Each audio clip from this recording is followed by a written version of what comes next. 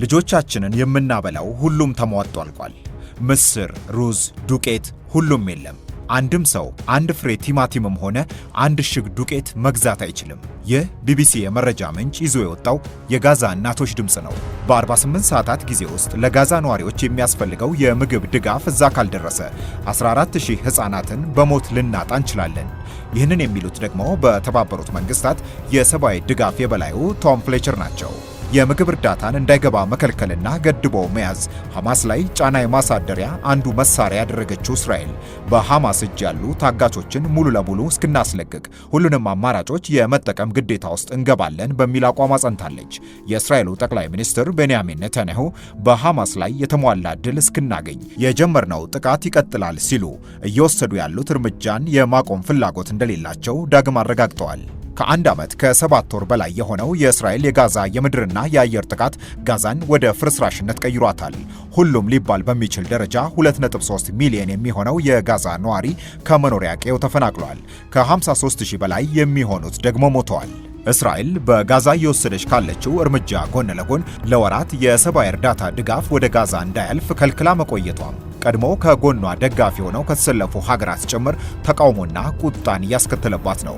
ብሪታንያ፣ ፈረንሳይና ካናዳም እስራኤል የጋዛ ዘመቻዋን እንድታቆም ያለምንም መደናቀፍ የሰብአዊ እርዳታ እንዲገባም እንድትፈቅድ በጋራ ባወጡት መግለጫ ጠይቀዋል።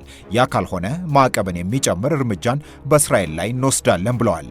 ሐማስን ጨምሮ ብዙዎቹ የሶስቱን ሀገራት እርምጃ አበጃችሁ ብለው በመልካም ቢቀበሉትም ሌሎች ደግሞ እስካሁን በይበይ እያላችሁ እስራኤልን እዚያ ያደረሳችኋት እናንተ አይደላችሁም ወይ ብለው መግለጫውን የረፈደ ሲሉ ተቃውመውታል። የተባበሩት መንግስታት በመግለጫው እስራኤል ወደ ጋዛ እርዳታ እንዳይገባ ገድባ በመቆየቷ እየደረሰ ያለው ጉዳት ከቁጥጥር ውጪ የወጣ ስለመሆኑ ተናግሯል። የጋዛ ሰርጥ በሰብአዊ ድጋፍ ካልተጥለቀለቀ እየመጣ ያለው አደጋ ጊዜ የማይሰጥም አደገኛም ነው ብለዋል። የተባበሩት መንግስታት የሰብአዊ ድጋፍ የበላዩ ቶም ፍሌቸር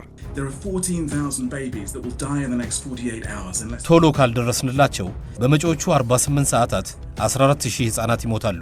አዎ አደጋ ላይ ነን። የመዘረፍ አደጋ አለብን። በእስራኤል ጥቃት ለአደጋ የመጋለጥ ስጋት አለብን። ሁሉም አይነት አደጋ ቢኖርብንም ለነዚያ ለሕፃናት ልጆቻቸው ምግብ ማድረስ ለተቸገሩ እናቶች መድረስ አለብን።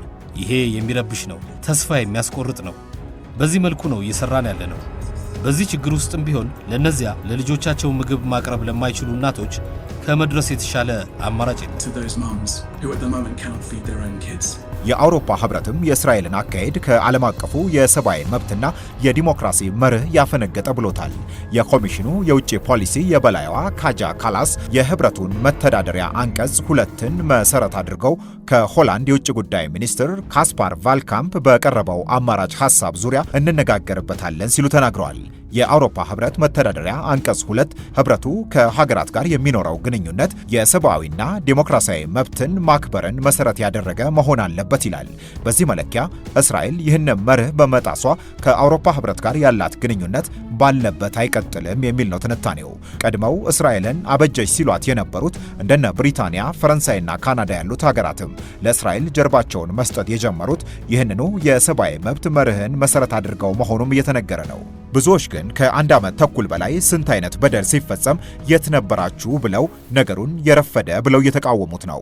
ፍራንሴስካ አልባኔስ የህግ ባለሙያና በተባበሩት መንግስታት የፍልስጤም ጉዳይ ዘጋቢ ነች።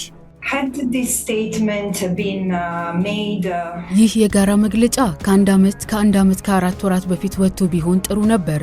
ያም ቢሆን 2 ወር ያክል የዘገየ ነበር የሚሆነው። እርግጥ ነው ትንሹ ሊያደርጉ የሚገባቸው ነው።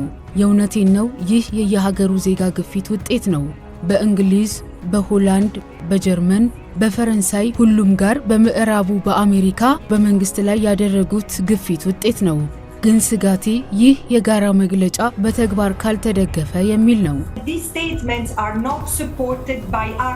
የተባበሩት መንግስታት ዘጋቢዋ ፍራንሴስካ እንደምትለው ይህ የጋራ መግለጫ በሚወጣበት ጊዜ እንኳን የብሪታንያ አውሮፕላኖች ለእስራኤል መረጃና ሌላውንም ድጋፍ በማቀበል ስራ ላይ ለመጠመዳቸው በቂ መረጃ አለ ትላለች። እስከ ትናንት ምሽት ድረስ ከታማኝ ምንጮች መረጃ እያነበብኩ ነበር። የእንግሊዝ አውሮፕላኖች በጋዛ ዙሪያ ሲበሩ ነበር። ይህ ግልጽ ነው። ለእስራኤል መረጃ እያሰባሰቡ ነው። ሪፖርት ሲደረግ እንደነበረው ይህንን ለወራት ሲያደርጉት ነበር። በሳይፕረስ ከሚገኘው የጦር ሰፈራቸው ትናንት የተነሳ የጭነት አውሮፕላን ቴል አቪቭ አርፏል። በድጋሚ ለመናገር የተገለጹት ቃላት በጣም ጥሩ ናቸው፣ ግን በዚህ ሰዓት የምንፈልገው ተግባር ነው። በእስራኤል በኩል ለ11 ሳምንታት ወደ ጋዛ የሰብአዊ ድጋፍ እንዳይገባ ከልክላ የቆየችበትን ትዕዛዝ ማላላቷን ተናግራለች። የሰብአዊ ድጋፍን የጫኑ 9 ከባድ የጭነት ተሽከርካሪዎችም ወደ ጋዛ እንዲያልፉ መፈቀዱም ተነግሯል። የተባበሩት መንግስታት 14000 ሕፃናት አደጋ ላይ መሆናቸውን የተመለከተውን ሪፖርት ማውጣቱን ተከትሎ ቆየት ብሎ በወጣ ሌላ መረጃም 100 እርዳታ የጫኑ ተሽከርካሪዎች ወደ ጋዛ እንዲገቡ እስራኤል ፈቅዳልኛለች ሲል ተናግሯል። የእርዳታ አቅራቢ ተቋሞቹ እንደሚሉት ግን በዛ ካለው አደጋ አኳያ አሁን ያለው ለውጥ ትልቅ ባህር ላይ ጠብታ ውሃን የማፍሰስ ያክል ነው። የእስራኤሉ ጠቅላይ ሚኒስትር ቤንያሚን ኔታንያሁ ከወዳጅ ሀገራት ግፊት መደረጉን ተከትሎ እርዳታ እንዲያልፍ እስራኤል መፍቀዷን ተናግረው ችግሩ ወደ ረሃብ እስኪቀየርም ዝም ብለን አናይም የሚል አስተያየትን ሰጥተዋል። ሶስቱ ሀገራት ብሪታንያ፣ ፈረንሳይና ካናዳ እስራኤልን ተቃውመው የጋራ መግለጫ ማውጣታቸውን ተከትለው ኔታንያሁ የሀገራቱን እርምጃ ለሐማስ የተሰጠ ትልቅ ስጦታ ሲሉ ጠርተውታል። ሐማስ አሁንም 58 ታጋቾችን መያዙን የምትናገረው እስራኤል ከዛ ውስጥ 23ቱ በሕይወት ስለመኖራቸው መረጃው አለኝ ብላለች።